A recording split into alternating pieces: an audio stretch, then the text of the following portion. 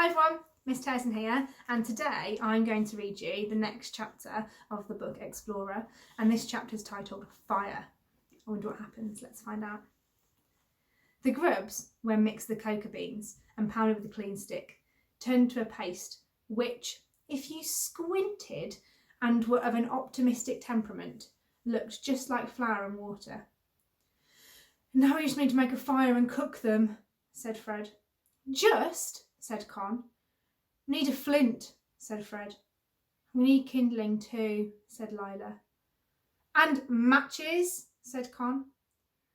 I'll do the kindling, said Fred. Most of the wood surrounding them had dried since the rain the night before. He held the hem of his cricket jumper in his teeth and made a hammock for the wood. The night in the jungle had not improved the taste of the wool. He came back to the clearing and tipped the wood into a pile, a few paces away from the den. There were flints in there, said Lila. We could rub away the moss and use them to make a spark. Flints don't go off. Flints aren't enough by themselves, said Fred. I've tried. You need a bit of steel.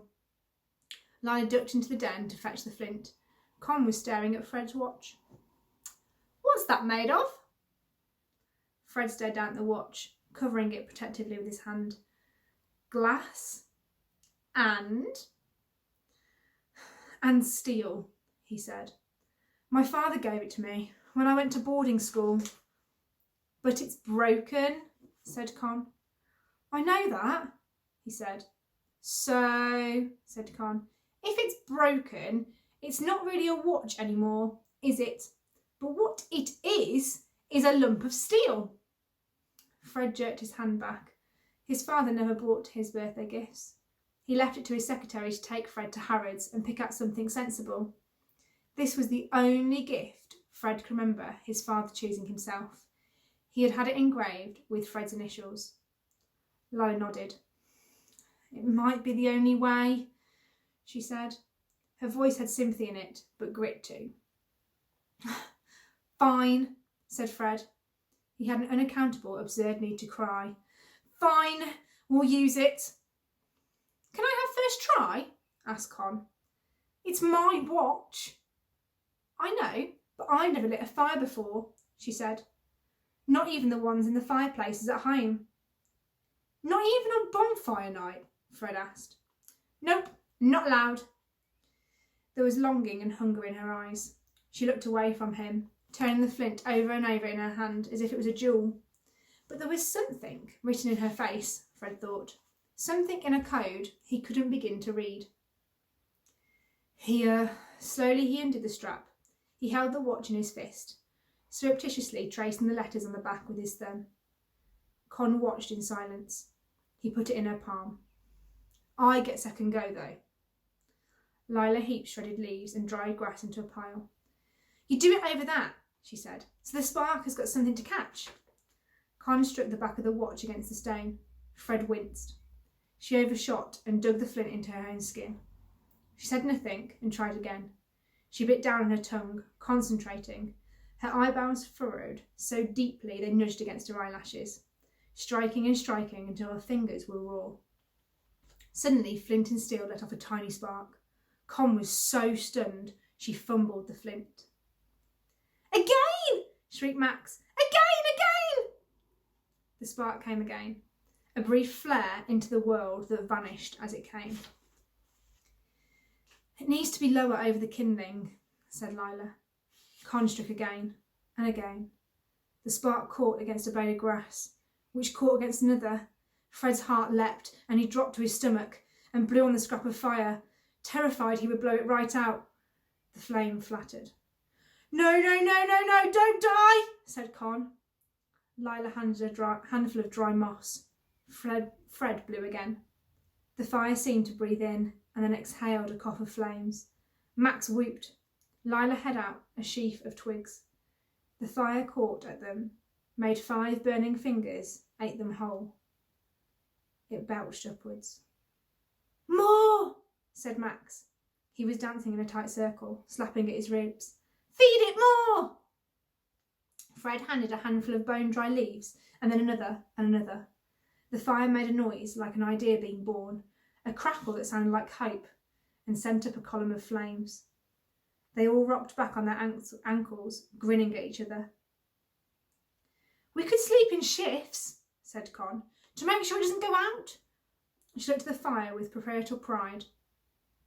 "We made that by ourselves." Fred put the watch quietly in his pocket.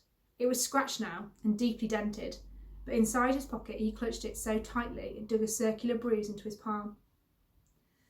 "It's the most beautiful fire I've ever seen," said Lila. "Yes," said Con, "by far." Max bit lightly at Lila's arm. "Can we eat now? I'm so hungry I might die."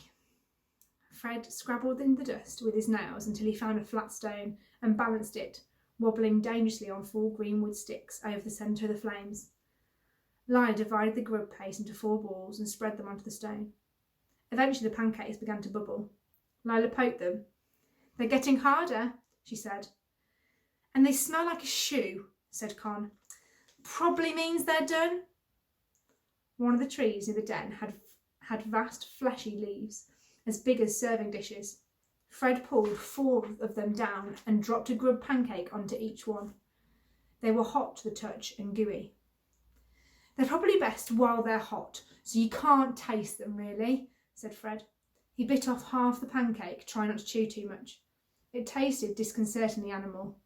It was, he thought, like eating porridge mixed with fingernail grime, but it was bitter, wildly, infinitely better than nothing. Con nibbled the corner of hers. She grimaced, but didn't spit it out. "To be honest, it's not that much worse than school dinners," she said, and she smiled half a smile. Max kept his food scrunched in his fist, guarding it from the others. "I don't like sharing," he said. His pancake oozed out from between his fingers. The clearing was growing darker every minute. Con stood. "I'm going to go and use the..." She hesitated and coloured. "The lavatory. So don't come over there or look around or I'll punch you." She paused. "Please?" "We could decide on a place," said Fred.